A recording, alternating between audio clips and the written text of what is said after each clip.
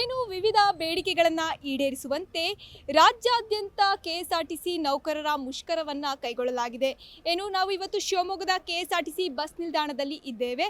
ನೀವೀಗ ವಿಡಿಯೋದಲ್ಲಿ ನೋಡ್ತಾ ಹೋಗ್ತಾ ಇರ್ಬೋದು. ಏನು ಬೆಳಗ್ಗೆಯಿಂದಲೂ ಕೂಡ ಕೆಎಸ್ಆರ್ಟಿಸಿ ನೌಕರರ ಮುಷ್ಕರ ಕರೆಗೆ ನೀಡಿದರೂ ಕೂಡ ಬಸ್ಗಳ ಸಂಚಾರ ಎಂದಿನಂತೆ ಇದೆ ಅಂತಲೇ ಹೇಳ್ಬೋದು. ಆದರೆ ಪ್ರಯಾಣಿಕರ ಸಂಖ್ಯೆಯಲ್ಲಿ ಸ್ವಲ್ಪ ಕಡಿಮೆಯಾಗಿದೆ.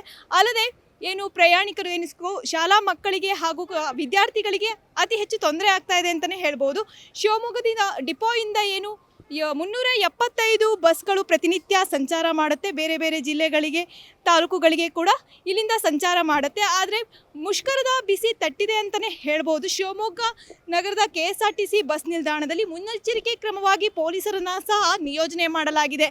ಅಲ್ಲದೆ ಏನು ಮುಷ್ಕರದ ಬಿಸಿ ತಟ್ಟಿರುವ ಹಿನ್ನೆಲೆ ಕ್ರಮೇಣ ಏನು 10 ಗಂಟೆ ಬಳಿಕ ಬಸ್ಗಳ ಸಂಖ್ಯೆಯಲ್ಲಿ ಇಳಿಕೆ ಆಗುವ ಸಾಧ್ಯತೆ ಕೂಡ ಇದೆ ಅಂತ ಹೇಳಲಾಗ್ತಾ ಇದೆ. ಒಟ್ಟಾರೆ ಹೇಳೋದಾದರೆ ಏನು ಒಂದು ಕಡೆ ಮುಷ್ಕರ ಮಾಡ್ತಾ ಇರುವಂತಹ ನೌಕರರಲ್ಲೇ ಒಗ್ಗಟ್ಟಿಲ್ಲ ಅನ್ನೋದು ಮೇಲ್ನೋಟಕ್ಕೆ ಕಾಣ್ತಾ ಇದೆ ಅಂತ ಹೇಳ್ಬೋದು. ಏನು 10 ಗಂಟೆಯ ಬಳಿಕ ಮುಷ್ಕರದ ಏನು ತೀವ್ರ ಸ್ವರೂಪ ಕಾಣುತ್ತೆ ಅಂತಲೂ ಹೇಳ್ಬೋದಾಗಿದೆ. ಏನು ಕ್ಯಾಮ್ರಾ ಪರ್ಸನ್ ರಂಜನ್ ಜೊತೆ ಅಶ್ವಿನಿ ಜಿ ನಾಯಕ, ಅಶ್ವವೇಗ ನ್ಯೂಸ್, ಶಿವಮೊಗ್ಗ.